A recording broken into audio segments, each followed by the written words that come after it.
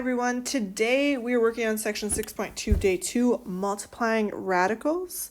Your essential question is, how do you multiply radicals? We're going to talk through some vocab in this slide, so go ahead and take a moment and pause and write that down and then come back and listen to what I have to say. So for like radicals, we are talking about radicals that have the same index and radicand. That means they have the same little number outside of their root, so like 3 and 3, and they have the same number underneath that root, so they could both have a 5. They can have different numbers out front, so like 10 square root of 2 and negative 4 root 2. Those would be like radicals. The second thing we're talking about is multiplying radicals.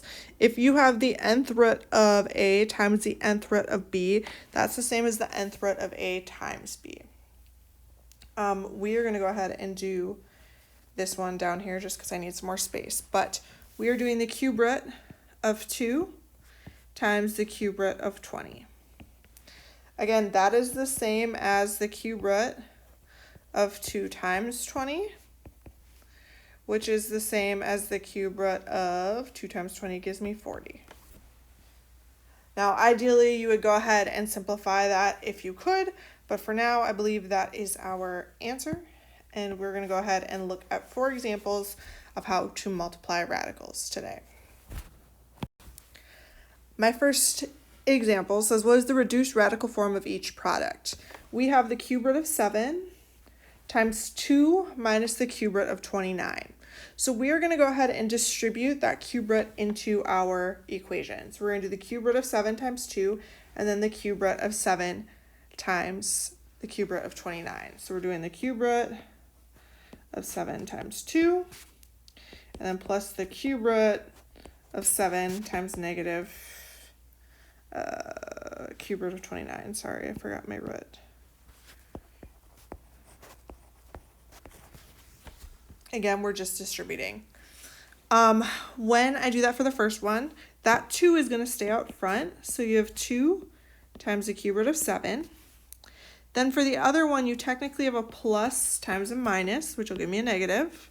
And then we have the cube root of 7 times 29. If I do the cube root of 7 times 29, I get my 2 cube root 7 is here. We're just multiplying that, and we have minus the cube root of 203. Now, ideally, you'd want to make sure that is fully simplified. On my board in the classroom, I have that list of perfect cubes, and you'll notice that 203 is not divisible by any of them. 203 has 2 factors. We have 1 and 203, and it has 7 and 29. None of those are perfect cubes. None of them are on that list of pink numbers. So I can't factor it anymore, and this is going to be our final answer. 2 cube root 7 minus the cube root of 203. My second one, we have the square root of 6 times 5 plus the square root of 3. Again, we're taking that square root of 6 and we're distributing it. So we're doing 5 times the square root of 6.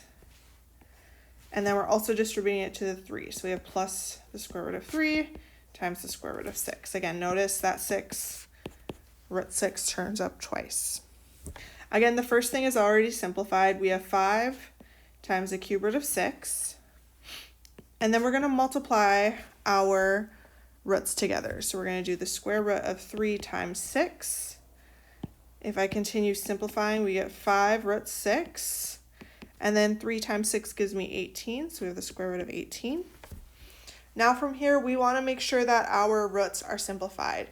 So again, I have that list of perfect squares on my board. They're like, what are my squares? We have 1, 4, 9, 16, 5 would give me 25, and to be honest, that's as far as we need to go for this problem, so I'm going to stop there. If I notice my first number 6, I can't divide it by 4, I can't divide it by 1. Well, I can, but 1 doesn't really help me. So we can't simplify that anymore. this is going to be part of our final answer, unless we can end up making a like radicand and adding them together. But for 18, I can simplify it. I know that the square root of 18 can be rewritten as the square root of 9 times 2. Again, 9 is a perfect square on that list that goes into our number. So this is the same as the square root of 9 times the square root of 2. We can just break our root apart. And then the square root of 9 is 3. So we have 3 root 2 as our final rewriting of that answer. So that means that, again, 5 root 6 is just going to come down. It's part of my answer. And now we're replacing the square root of 18 with plus 3 square root 2. Again, I can't combine anything because these have different numbers underneath my square root. If they were the same, I would just go ahead and add the numbers out front. So I would do 3 plus 5. But again, ours don't match. So our final answer is just 5 root 6 plus 3 root 2. All right, C, we have 2x minus the square root of 3 times 2x minus the square root of 3. Now we've seen things that look like 2x minus 3 times 2x minus 3, and we usually use the box method to multiply these. We're going to do the same thing. Even if there's a root involved, we're just going to go ahead and use the box method to multiply. So I'm going to set up the box. We need a 2 by 2 because each thing has 2 parts. Along the top, we have 2x minus the square root of 3. And then along the left side, we also have 2x minus the square root of 3. Again, we're just multiplying our two numbers. So we're doing 2x times 2x. I know 2 times 2 gives me 4. And then if I add my exponents, 1 and 1, we get x to the power of 2. For the box next to that, notice we have like a sneaky little -1 here. So I'm doing 2 times -1, which is -2. We still have that x, and then that square root of 3 is on the end too. That just stays there. Now we're going to do the bottom row. Again, we have a -1 times 2, which gives me a -2. We have that x, and then we have our square root of 3. Again, I can't combine any of those, so they're all going to stay there. And the last but not least, we have a negative times a negative, which gives me a positive. And then we have the square root of 3 times the square root of 3. Again, I can multiply those numbers together underneath my square root. So I would get a positive. 3 times 3 gives me 9. And then the square root of 9 is actually just equal to 3. So this one is going to equal 3. Notice when I do the square root of 3 times the square root of 3, they kind of just end up with one of whatever was underneath your root. So it's just going to be 3. If it's easier for you to simplify it and then actually take the square root like I did in the little box there, by all means do that. Your last step is just to rewrite what you're adding together. So we have 4x squared minus 2x root 3 minus 2x root 3 and then plus 3. Again, we simplified that square root of 9 to 3. From there, we just need to combine our like terms. Notice these ones have x and root 3, x and root 3, so we can just combine our numbers out front.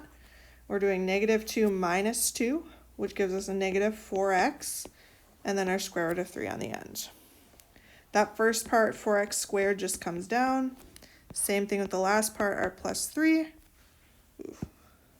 And then our final answer is 4x squared minus 4x root 3 plus 3. All right, we have one final problem for you. All right, for our last problem, we have x times the square root of 10 times x times the square root of 10.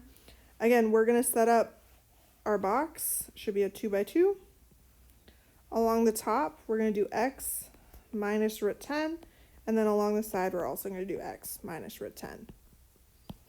Again, that first box is x times x. You're adding your exponents. They each have a little invisible 1. So we get x squared. For your next box, you have x times negative root 10. Again, that x will go out front with the negative, so negative x. And then our square root of 10. Oh, sorry, I wrote the wrong number there. That should be a 10. For our second row, we have x times negative square root of 10. Again, we'll have our negative and our x out front, and then our square root of 10. And then for the last box, a negative times a negative gives me a positive, and the square root of 10 times the square root of 10, remember that gives me a square root of 10 times 10, which is 100, which is also just 10, if I simplify it. Again, at this point, we're going to rewrite what we have and then combine our like terms. We have x squared minus x square root of 10 minus x square root of 10, and then plus 10. Again, notice we have our like radicands and our like terms here. It's negative 1 minus 1, which will give us a negative 2. We still have the x and then our square root of 10. Again, out front, we'll just bring down our x squared, and at the very end, you have your plus 10. This means that our final answer is x squared minus 2x root 10 plus 10. All right, that is all I have for you today. Thank you for watching, and good luck with your homework.